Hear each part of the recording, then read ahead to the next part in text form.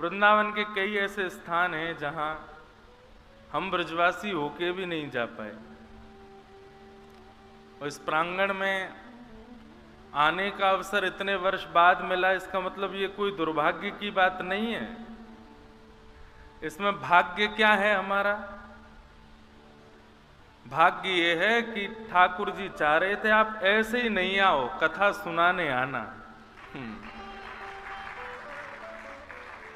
ऐसे ही घूमते फिरते हुए मत आ जाओ भैया, आना है तो कथा सुनावे आई हो। तो आज ठाकुर जी ने उसी भाव से यहाँ इस प्रांगण में बुलाया है। हमारी प्रार्थना है जो भी लोग यहाँ आ रहे हैं, आगे घूम रहे हैं मंच के, उनसे प्रार्थना है कि अब उठें नहीं, एक ही स्थान पर बैठ जाएं, क्योंकि आगे वाले जितना घूमेंगे पीछे वाले उतना डिस्टर्ब होंगे। भैया पानी वाले भैया ये जो घूम रहे हैं, हम आपको ही याद करके कथा सुना रहे हैं, भैया बैठ जाओ। अब कुछ नियमों का भैया सब लोग ध्यान रखना, विशेष रूप से जो आगे की पंक्ति में बैठे। आपको बाहर जाना है, भीतर आना है, तो उस प्रकार से जाइए और आइए कि किसी को भी पता ना चले कि आप गए हो और आए हो। और विशेष रूप से हमारी तो ऐसी आदत है कि हम 2 मिनट में कथा भूल जाते हैं, और कथा कहीं हम भूल गए तो फिर घाटा होगा, आपका भी, हमारा भी, और लोगों का भी।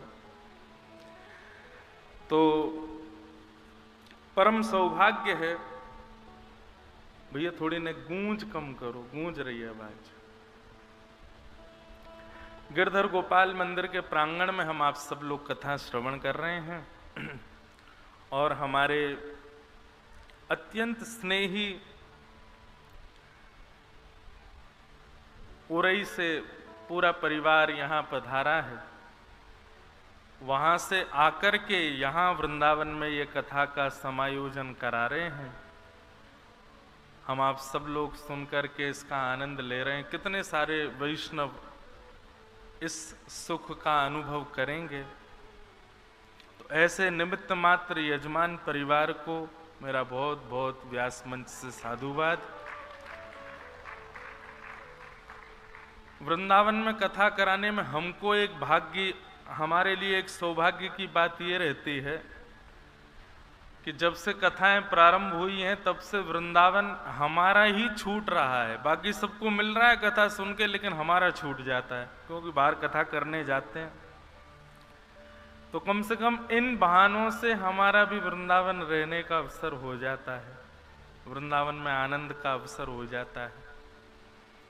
तो ऐसे निमित्त मात्र परिवार को हम तो चाहेंगे श्री जी ऐसी कृपा, ऐसे भाव सबके हृदय में प्रकट करें कि वे सब वृंदावन में ही कथा, वृंदावन में कथा का सुख ही अलग होता है। पूरी दुनिया में कथा होती है, पर वृंदावन में कहने में जो सुख मिलता है ना, वो सब जगह नहीं मिलता। और हम आपको आज पहले दिन ही संकेत कर रहे हैं, सप्ताह क्रम हम करेंगे यहाँ पर, लेकिन विशेष रूप से वृंदावन महिमामृत ज्यादा कहेंगे। तो अगर किसी के मन में ये भाव आवे कि महाराज जी वृंदावन की ज्यादा चर्चा सुना रहे हैं, तो इसमें हमारा दोष नहीं है। जिस भूमि पर आप कथा सुन रहे हो, ये भूमि आशा महो चरण रेण उजशाम हमशाम वृंदावने किमपि कुल मलतौषधीनाम, ये वृंदावन है। आपको देखने में वृक्ष लग रहा है, आपको देखने में ये गुल्म पत्र लग रहे हैं, आपको देखने में पुष्प लग रहे हैं, पर वास्तविक में वृंदावन को जिसने भी भजा उसका अगला जन्म वृंदावन में इन वृक्षों के रूप में ही हुआ है। तो ये सब वृक्ष नहीं है, ये पूर्व जन्म के साधक हैं वृंदावन के। ये सब कथा यहां सुनने के लिए अभिराजित हुए हैं। हमारे उद्धव जी महाराज विधाता से कहते हैं, हे विधाता, यदि आप मेरी तपस्या से जरा भी प्रसन्न हो तो मुझको केवल एक ही वरदान दे दीजिए कि अगला जन्म हमको वृंदावन में दे दीजिए, और वृंदावन में कोई मानव नहीं, हमको छोटा सा कोई पौधा बना दीजिए।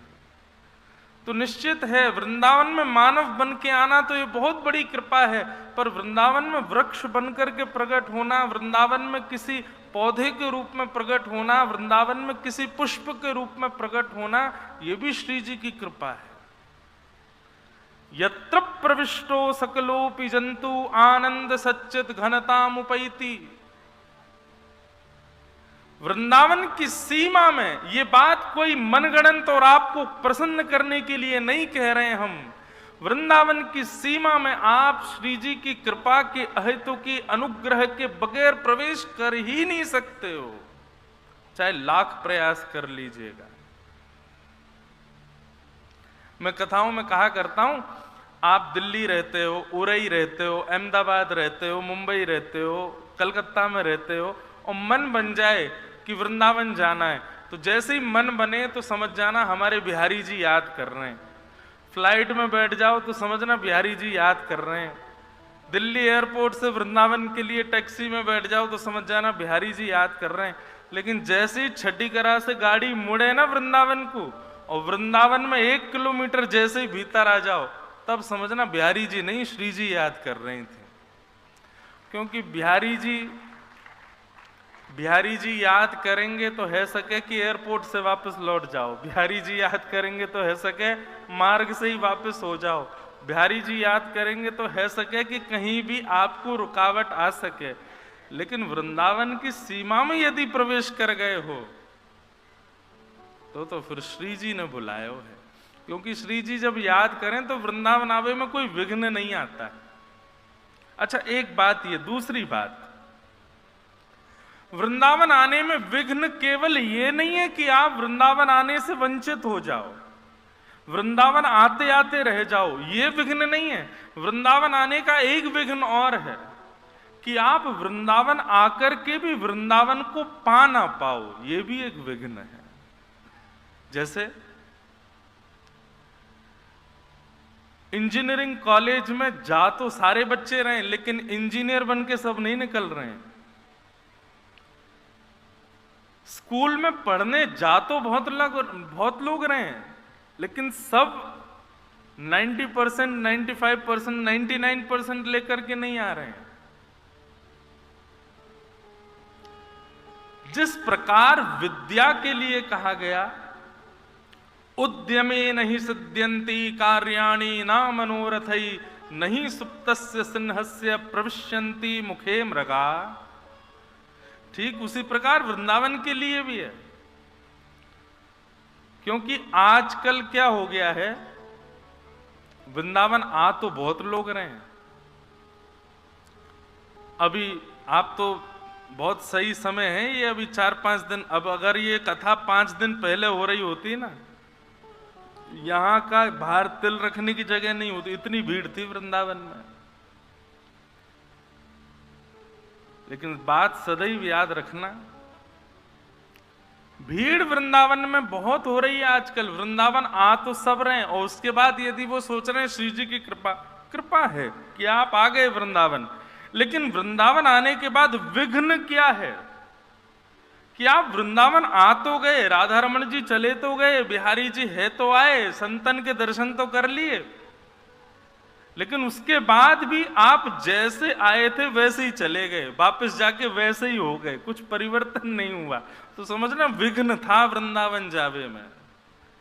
क्योंकि वृंदावन से लौट करके जाओगे तो आपके अंदर परिवर्तन तो आएगा। पहले से सौम्यता आ जाए, पहले से क्रोध में कुछ न्यूनता आ जाए, पहले से विकार अब शुद्ध होने लग जाएं, पहले से बुद्धि विचलित कम होने लग जाए, तो समझो कि हाँ निर्विघ्न वृंदावन होकर के आए, निर्विघ्नता से वृंदावन मिला। हमारे रसिक कहते हैं मुझे ये पद इतना प्रिय है, अब तो आदत डाल लेना, अगले 7 दिन खूब पद सुनाएंगे हम स्वामी श्री हरदास जी के, हितरवंश महाप्रभु के, श्री सूरदास जी के, भोरी सखी के, जो जो पद आते जाएंगे सब सुनाएंगे। मुझे ये पद बहुत प्रिय है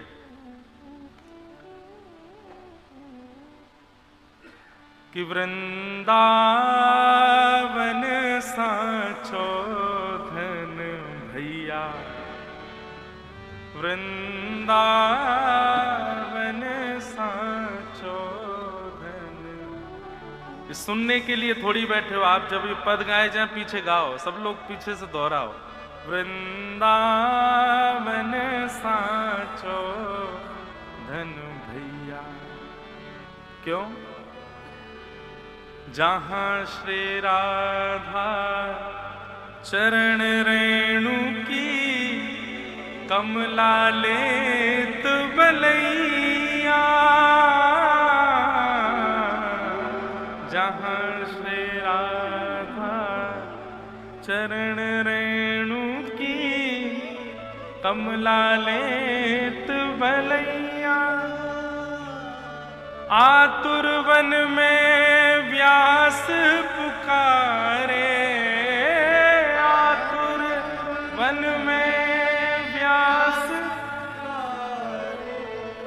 है कोई रसिक सुनैया, वृंदावन साचो। ये पद मैंने सैकड़ों बार गाया, लेकिन मेरे हर बार रोए खड़े होते। अभी भी गाते गाते मेरे रोंगटे खड़े हो रहे। और मैं कथा में एक बात कहता हूं बंधुओं, यदि कथा सुनते सुनते, श्री जी के यश सुनते सुनते, वृंदावन महिमा सुनते सुनते यदि नेत्र सजल हो जाएं, रोए खड़े हो जाएं, तो समझियो श्री जी छू रही हैं आपको। ये तभी संभव है, ये सामान्य बात नहीं है। जहां श्री राधा चरण रेणु की कमला लेत बलैया, कमला मतलब लक्ष्मी। पूरा विश्व जिस लक्ष्मी के पीछे भाग रहा है, पूरा विश्व जिस लक्ष्मी की प्राप्ति के लिए यत्न करता है, सुबह से शाम तक व्यक्ति किस चीज के लिए परिश्रम कर रहा है कि लक्ष्मी मिले, लक्ष्मी मिले, लक्ष्मी मिले। वह लक्ष्मी की स्थिति देखो हमारे वृंदावन में। ऐसा नहीं है कि हम लक्ष्मी की अवहेलना कर रहे हैं, ये मत सोचिएगा कि हम लक्ष्मी की कोई हम तो हम रामानु संप्रदाय से, हमारी तो आचार्य लक्ष्मी है। पर कहने का अभिप्राय, जिस लक्ष्मी के लिए करोड़ों अरबों खरबों लोग दिन रात केवल परिश्रम लक्ष्मी के लिए करते हैं, वह लक्ष्मी भी जब वृंदावन की सीमा में प्रवेश करती है तो ऐसा भक्ति का रंग चढ़ता है कि श्री जी को स्पष्ट नहीं देखती है। जब श्री जी विराज रही होती हैं तो लक्ष्मी भी अपने आप को एक किसी लता पत्र के पीछे छुपा करके दीनहीन बन के बैठी रहती है। और जब श्री जी उठ करके चली जाती है ना, तो श्री जी के जो चरण चिन्ह रह जाते हैं, उन चरण चिन्हों की कमला लेत बलैया, कमला जाकर के उनकी बलैया लेती है। क्यों? बोले यदि श्री जी के सन्मुख स्पष्ट कमला पहुंच गई, लक्ष्मी पहुंच गई, तो उनके रूप लावण्य को देख करके वहीं मूर्छित हो जाएगी लक्ष्मी, देख ही नहीं पाएगी। कनक कूट कोटिक लगत जिए, भजिए कुंवर कन्हैया, कनक कूट कोटिक लगत जिए, भजिए कुंवर कन्हैया। सूत्र है, यदि आप श्याम सुंदर को भजना चाहते हो तो कनक कूट कोटिक लग तजिए। जब तक त्याग नहीं करोगे तब तक श्याम सुंदर को भज नहीं पाओगे। कई लोगों को मैंने देखा, मेटीरियलिस्टिक वर्ल्ड भी उनके अंदर पूरा पूरा है और वो चाह रहे हैं कि बिहारी जी को हम भजे भी, संभव नहीं हो पाएगा। प्रेम गली अति सांकरी, तामे दो न समाए। हमारे राधा रमन लाल ये कभी नहीं विचार करते, कभी नहीं देखते आप सुंदर कितने हो, आपके वस्त्र कैसे हैं, आप पे संपत्ति कितनी है, आप कितने धनवान हो, कितने गुणवान हो। ये गुण भी नहीं देखते, बस ये देखते हैं कि हृदय में खाली जगह कितनी है, कि मैं जा पाऊंगा कि नहीं, कहीं भर तो ना रखो बहुत ज्यादा। इसलिए भैया, कनक कूट कोटिक लग तजिए, भजिए कुंवर कन्हैया। और ये बात सत्य है, वो भज ही नहीं पाएगा ठाकुर जी को जिसके चित्त में सब कुछ बैठा है। त्याग तो करना पड़ेगा।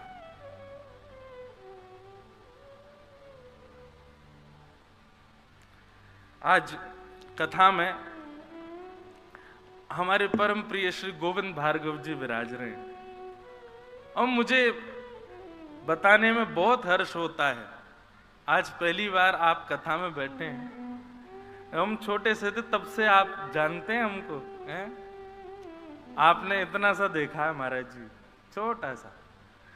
तो जब हम छोटे से थे, पिताजी की कथाओं में जाते थे, तो जैसे बालकों को सुनने का शौक होता है ना, किसी को सुनते हैं फिर उसी को गाते हैं। हमने सबसे पहले गाना शुरू किया यदि ठाकुर जी के यश को, तो इन्हीं के भजनों को गाते थे। और आज वास्तव में इनको देख करके लगता, अभी कुछ दिन पहले ही चर्चा कर रहे थे महाराज जी आपकी, कि ठाकुर जी का इतना यश गाया, पर अब उस यश को आप चित्त को सुनाते हैं, एकांत में रहते हैं, बहुत कम आपको दर्शन होता है। मुझे तो 1-2 बार ही मिले हैं, वृंदावन में ही रहते हैं, पर अपने निरंतर भाव में रहते हो। मुझसे बोले अभी मंच पे आके, मैं 7 दिन आऊंगा कथा में, खूब सुनूंगी। मैंने कहा जी बड़ी कृपा। तो आपके खूब भजन गाए हमने बचपन में। पिताजी कथाओं में जाते थे, तो जब पहले प्रवचन नहीं होता था तो बस गाना ही आता था। क्या करें, ठाकुर जी के गुणगान गाते थे, आपके भजन गाते थे।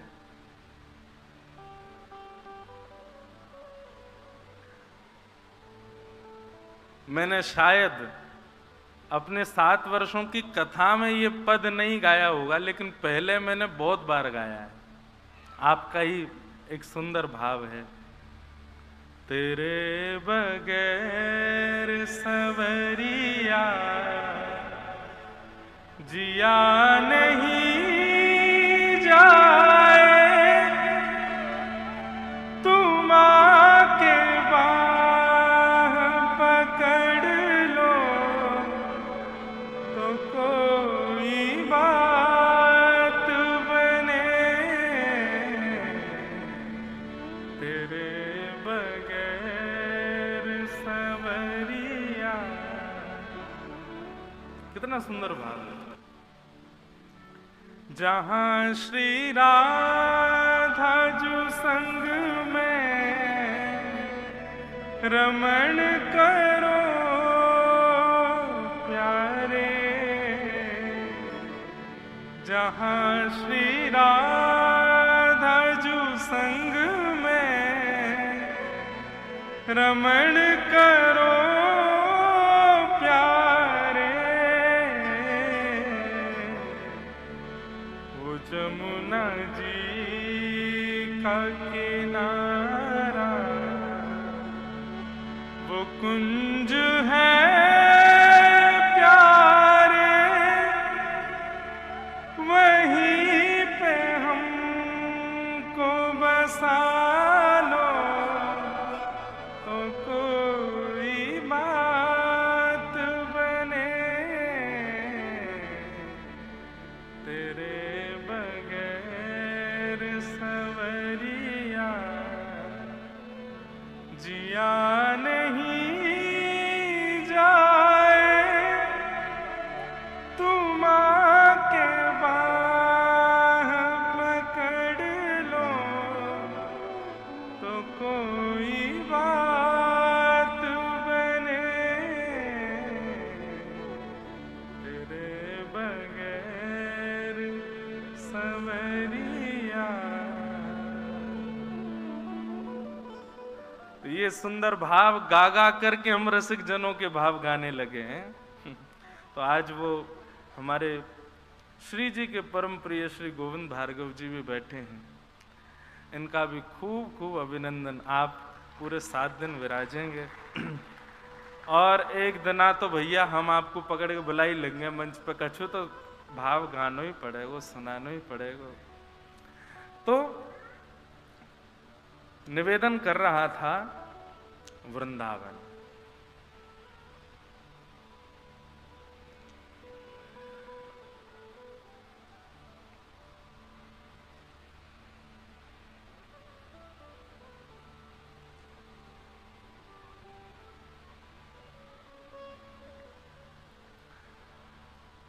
ऐसे वृंदावन में हम आप सब बैठे हैं,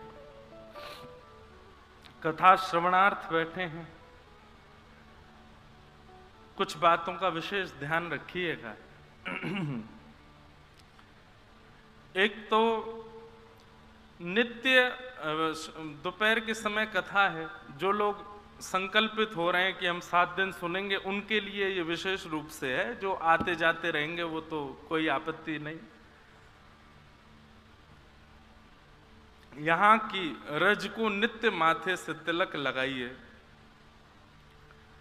वृंदावन आकर के बिहारी जी, राधा रमन जी, राधा वल्लभ जी आदि आदि मंदिरों में ठाकुर जी के दर्शन करने का महत्व है, पर उससे भी बहुत ज्यादा महत्व है यहाँ के ब्रजवासियों को प्रणाम करने का। हम सत्य बता रहे हैं, आप जिस दिन इस महत्व को समझ जाएंगे उस दिन ठाकुर जी आपसे प्रसन्न हो जाएंगे। और इसके पीछे ये कोई साधारण केवल मंच से कहने वाली बात नहीं है। हम आपको इसके पीछे कारण भी बता सकते हैं कि वैष्णवों को प्रणाम करने का परिणाम क्या होता है।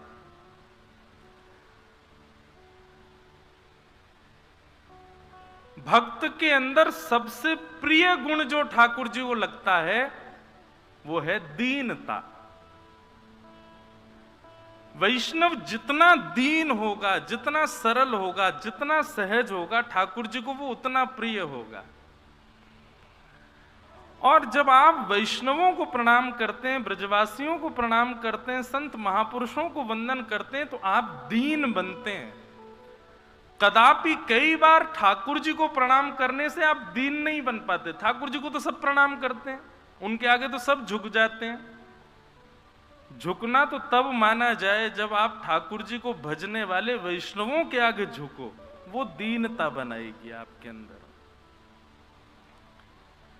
इसलिए दीनता का यदि गुण भीतर लाना है, हमको दीनता का गुण इसलिए नहीं लाना है कि हमसे कोई और रीझे, हमको इसलिए लाना राधा रमन जी हमसे रीझे। और वो दीनता का गुण वैष्णवों को प्रणाम करने से आता है। वैष्णव कौन है?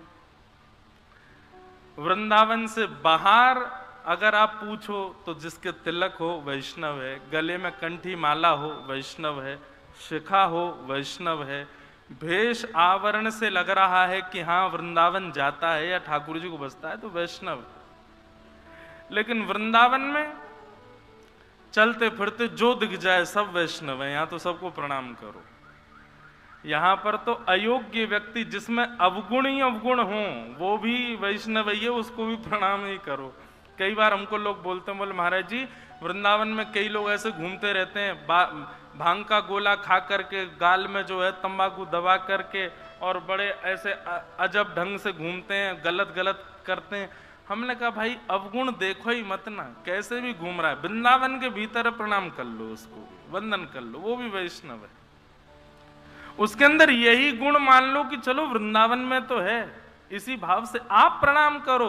वो गलत कर रहा है वो भोगेगा, पर आप उसको वंदन करो।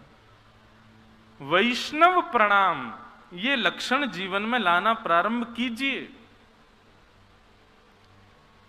आप सत्य मानिएगा, आप जितना वैष्णवों को, जितना भक्तों को, जितना हरि चिंतन करने वालों को प्रणाम करेंगे, उतनी जल्दी आपके विकार खत्म होते चले जाएंगे।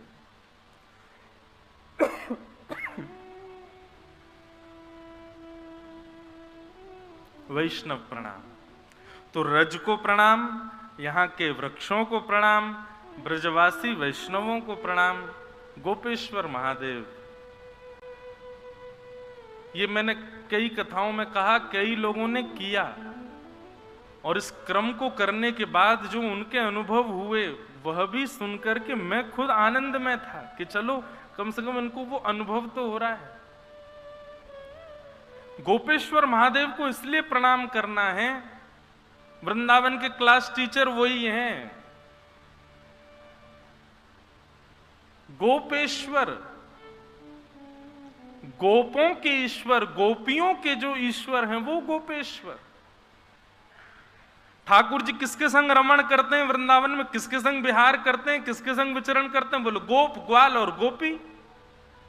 और गोप ग्वाल और गोपी, उसका यूनिफॉर्म तो गोपेश्वर महादेव के पास ही है, तो उनके पास जाना पड़ेगा। अभी तक जो नहीं गए हैं, कल ही सुबह उठते ही जाओ, स्नान करके और गोपेश्वर महादेव को प्रणाम करो। पूरे विश्व भर के महादेव के मंदिर में आप जाएंगे तो आप वहां पर शिव स्तुति सुनाएंगे, शिव महिम्न स्तोत्र सुनाएंगे, रुद्राष्टाध्याय सुनाएंगे, लेकिन वृंदावन के गोपेश्वर महादेव के पास जाओ और गोपी गीत सुना करके आओ। जयति तेधिकम जन्मना ब्रज, सबको याद, जाओ गोपेश्वर महादेव के पास जाओ और जाकर के वहां दर्शन करके प्रणाम करके वहीं बैठ करके गोपी गीत सुनाओ। और आप विश्वास मानिएगा, गोपेश्वर महादेव को प्रणाम करने के बाद फिर जाइए राधा रमण, फिर जाइए राधा वल्लभ, फिर जाइए बिहारी जी, एक अद्भुत आनंद होगा। क्योंकि गोपी भेष तो वही प्रदान करेंगे। मैं कहा करता हूं, फिर आप बिहारी जी को नहीं देखेंगे, बिहारी जी आपको देखेंगे। फिर आप इस योग्य हो जाओगे कि ठाकुर जी की दृष्टि आप पर पड़े। भैया, इस वृंदावन के रहस्य को समझना साधारण बात नहीं है। वेद पुराण उपनिषद आदि सबसे विलग है यहां का रहस्य, और यहां का रहस्य यहां को भजने वाला ही आपको बता सकता है। इसका मतलब यह नहीं है कि मैं अपने आप को घोषित कर रहा हूं कि मैं बहुत भजता हूं ना, मैं भी भजने वालों से सुनकर के आपको बता रहा हूं। हमारे श्री विट्ठल विपुल देव जी महाराज का एक सुंदर पद है, बहुत सुंदर बात कहते हैं, रहस्य सुनिएगा। वृंदावन में तो ऐसी कथा होगी, यहाँ के रस की कथा होगी।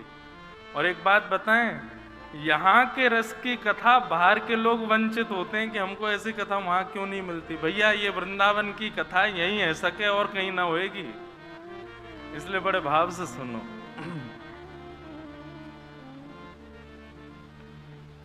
सुनहु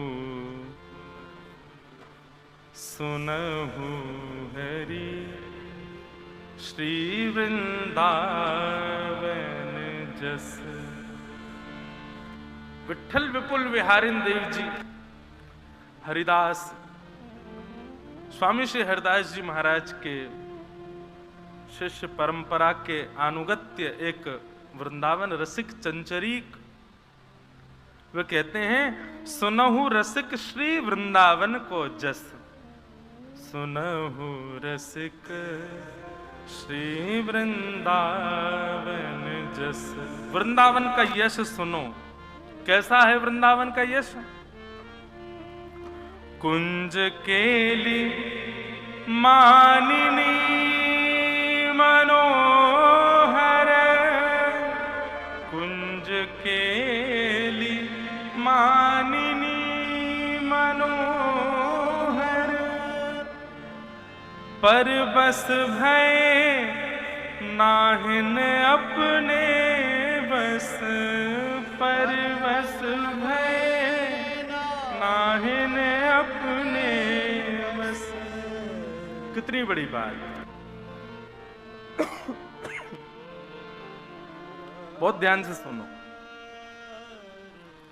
श्री राधा रमण जी कौन है? जगत नियंता, जगदाधार, त्रिलोकीनाथ। स्वतंत्र नहीं, अत्यंत स्वतंत्र हैं वो।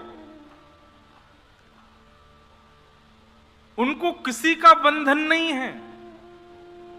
पूरे विश्व की रचना वे करते हैं। पर श्री विट्ठल विपुल विहारिन देव जी कह रहे हैं, जो अत्यंत स्वतंत्र श्री राधा रमण हैं, जो अत्यंत स्वतंत्र श्री वृंदावन बिहारी लाल हैं, वे भी यहां बंधन में बैठे। किसके बंधन में? तो कहते हैं, कुंज केली मानिनी मनोहर, परबस भय नाहिन अपने बस। इन कुंजों के, ऐसे यमुना के कलकल नाद के ब्रजवासियों के, गोपियों के, ग्वालों के वश में होकर के यहां ठाकुर जी बैठे। ये है वृंदावन का यश, जहां त्रिलोकीनाथ, जहां साक्षात परब्रह्म। मुझे ऐसा कहीं देखने में नहीं मिला, लेकिन संपूर्ण श्रीमद् भागवत में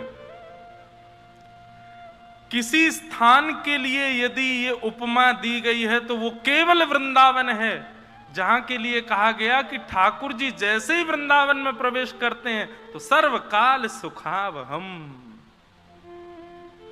ठाकुर जी को इतना सुख मिलता है, इतना सुख मिलता है, इतना सुख मिलता है वृंदावन में, जैसे हमको जहां बहुत सुख मिलता है ना, वहां हमको दाल भी यदि बिना नमक की मिल जाए चलेगी, भैया दे दो, हम इस स्थान पर हैं, हमको अच्छा लग रहा है। रोटी भी ठंडी मिल जाएगी, चलेगी, भैया दे दो, हम यहां पे हैं, हमको इसी बात की प्रसन्नता है। सोने के लिए बिस्तर अच्छा नहीं है, थोड़ा ऊबड़ खाबड़ बेड है, सो जाओगे, सो जाएंगे भैया, यहाँ ये स्थान पे आ गए, सो जाएंगे कैसे भी। जैसे किसी को पहाड़ बड़े बढ़िया लगते हैं, अब पहाड़ों में अच्छे होटल ना मिले, सामान्य से कमरा में, कोई बात नहीं भैया, हम यहाँ आ गए, यही बहुत है, यहाँ सो जाएंगे। जो स्थान हमको अति प्रिय होता है वहां हम व्यवस्थाएं नहीं देखते। ठीक वैसे ही वृंदावन के लिए श्रीमद् भागवत में कहा गया कि ठाकुर जी जब वृंदावन आ गए गोकुल से, तो सर्वकाल सुखावहम, माने इतने प्रसन्न थे, इतने प्रसन्न थे। ठाकुर जी बोले 4 दिन तक कोई भोग भी नहीं लगावेगा तो भी खुश रह लूंगा, लेकिन वृंदावन में रहूंगा, मुझको यहां बहुत प्रिय लगे। क्यों? कुंज केली मानिनी मनोहर, परबस भय नाहिन अपने वश। इहि वन नित्य नवीन युगल वर, इहि वन नित्य नवीन युगल वर। द्रुमदल दिव्य श्रवण सलितालस, द्रुमदल दिव्य श्रवण सलितालस। विठ्ठल विपुल विनोद बिहारी को, श्री विठ्ठल विपुल विनोद बिहारी को, पान कियो चाहत रसना रस,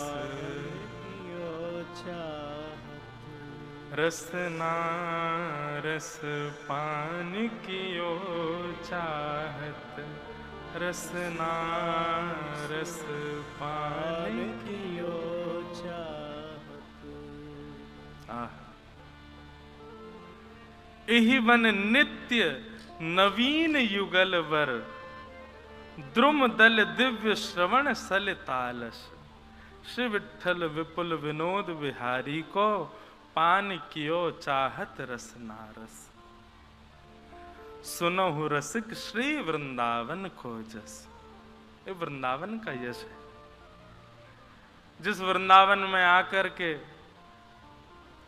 अत्यंत स्वतंत्र श्यामा श्याम, अत्यंत स्वतंत्र श्री राधा रमण लाल, जो किसी के वश नहीं है, वो इस वृंदावन के वश हैं, इसलिए ये वृंदावन अति दिव्य है।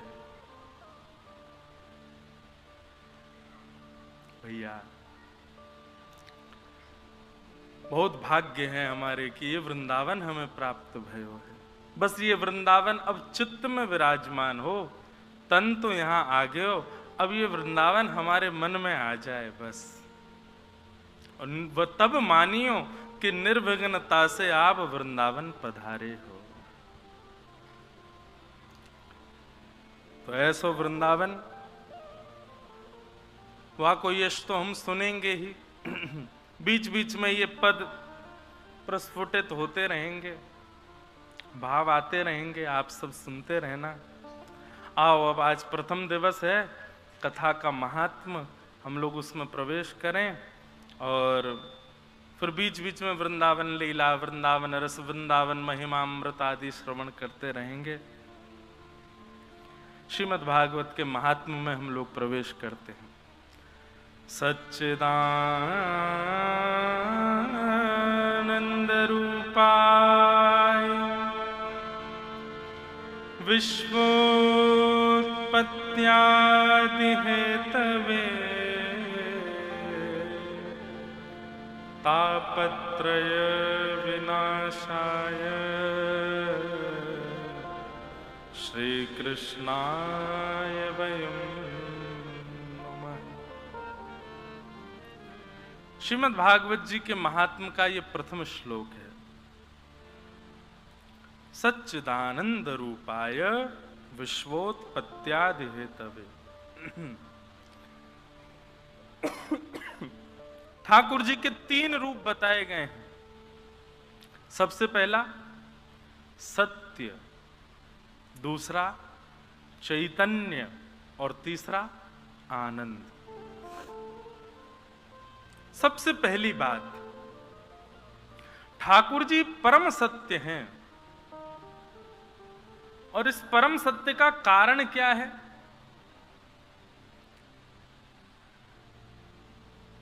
जिसके सामने आने पर आप असत्य को छुपा ना पाओ, वो परम सत्य है।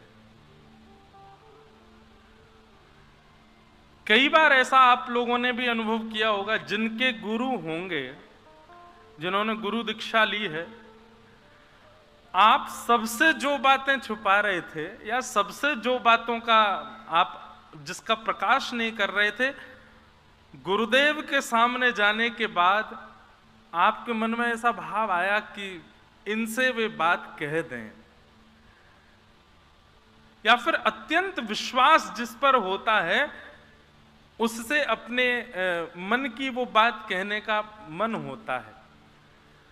परंतु गुरुजन और अत्यंत विश्वास का पात्र व्यक्ति हमेशा आपको मिलेगा ऐसा नहीं है। पर ठाकुर जी तो नित्य आपके सामने हैं।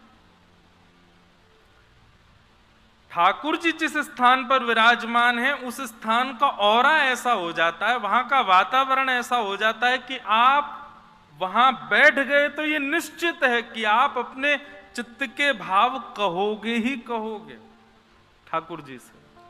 क्यों? क्योंकि वो सत्य है। उनके सामने कभी असत्य छुपता नहीं है। उनके सामने कभी कोई बात गूढ़ रहती नहीं है। उनके सामने जाते ही प्रकट हो जाती है। इसीलिए वो सत्य है, परम सत्य। दूसरी बात, ठाकुर जी कौन है? चैतन्य। चैतन्य का मतलब, चैतन्य का उल्टा होता है जड़। ठाकुर जी जड़ नहीं, चैतन्य। मैं कथाओं में एक बात कहा करता हूं, बहुत ध्यान से सुनिएगा। हमारे घर पे लड्डू गोपाल हैं, स्पर्श करने में कैसे लगते हैं? जड़ लगते हैं। हमारे घर श्यामा श्याम है, स्पर्श करो तो ऐसा भाव आता है कि वो जड़ हैं। पर वास्तविकता ये नहीं है कि वो जड़ हैं। वास्तविकता ये है कि आपको एक चैलेंज दिया गया है कि अपनी भक्ति से, अपने भाव से तुम में सामर्थ्य हो तो हमको चैतन्य करके दिखाओ। हमारे अंदर चैतन्यता का अनुभव करके देखो। स्वामी श्री हरदास जी महाराज ने अपने चित्त के ठाकुर जी को चैतन्य बना करके हम सब के लिए प्रस्तुत कर दिया। श्री वृंदावन बिहारी लाल। श्री गोपाल भट्ट गोस्वामी जी ने अपने चित्त के ठाकुर जी को शालिग्राम से प्रकट कर दिया। श्री राधा रमण लाल। हितरवंश महाप्रभु श्री राधा वल्लभ लाल जी को लेकर के वृंदावन पधार गए। हम सबके लिए सुलभ करा दिया ठाकुर जी को। कर्माबाई के लिए ठाकुर जी जड़ से चैतन्य हो गए, सूरदास के लिए जड़ से चैतन्य हो गए, गोस्वामी तुलसीदास के लिए जड़ से चैतन्य हो गए, भक्तिमती मीराबाई के लिए जड़ से चैतन्य हो गए। अब बारी हमारी है।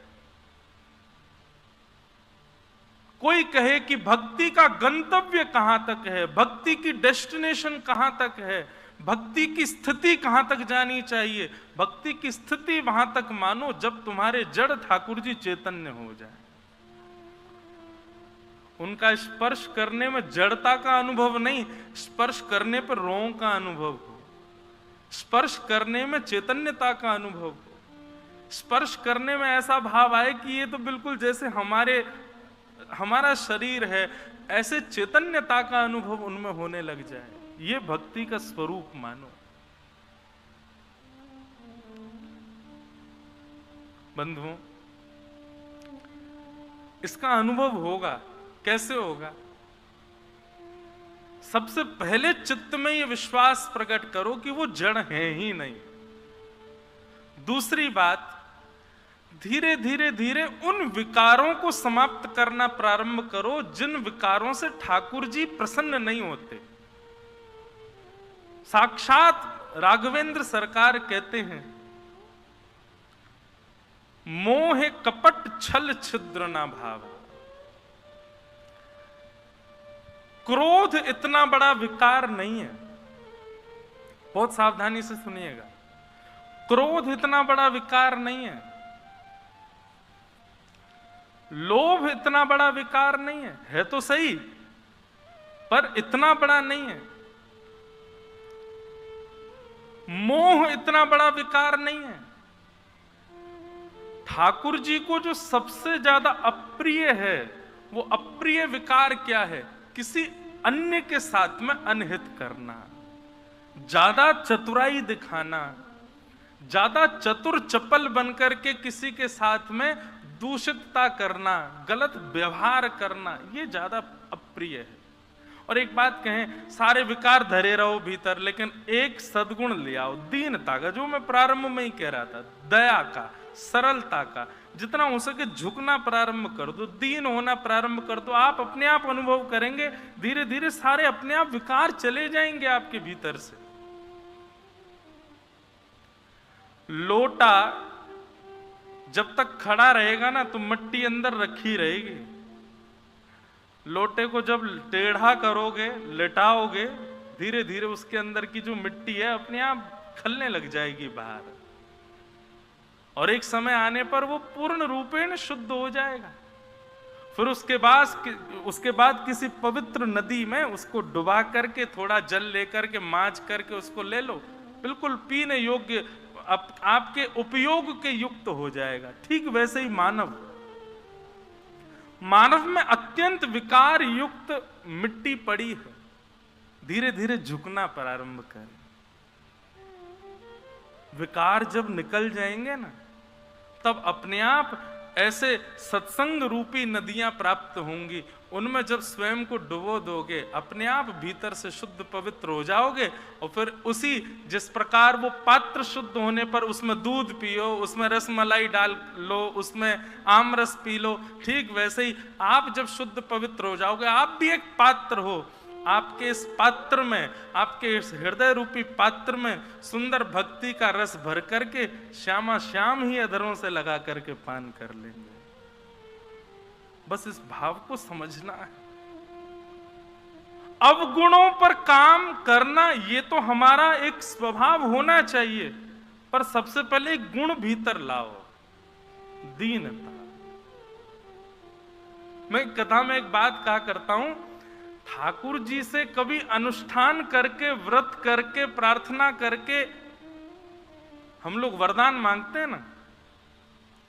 गोवर्धन की परिक्रमा करते हैं, कई लोग वृंदावन की परिक्रमा करते हैं, दंडवती करते हैं, दूध की धार देते हैं। उनसे पूछो, भैया आप परिक्रमा क्यों कर रहे हो?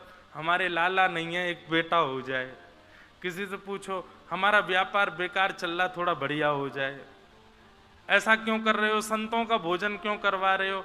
बोले बस हमारा एक काम था, वो बन गया, अब उसके लिए संत भोज करा। आदि आदि ऐसी बातें सुनने को मिलती हैं। मेरे कहे से अगली गोवर्धन की परिक्रमा, वृंदावन की परिक्रमा या संत भोज आदि ये सारे पुण्य के कार्य एक भाव की प्राप्ति के लिए करना, हे ठाकुर जी हम सरल हो जाएं, हम सहज हो जाएं, हम दीन हो जाएं, हमारे अंदर दया का भाव आ जाए।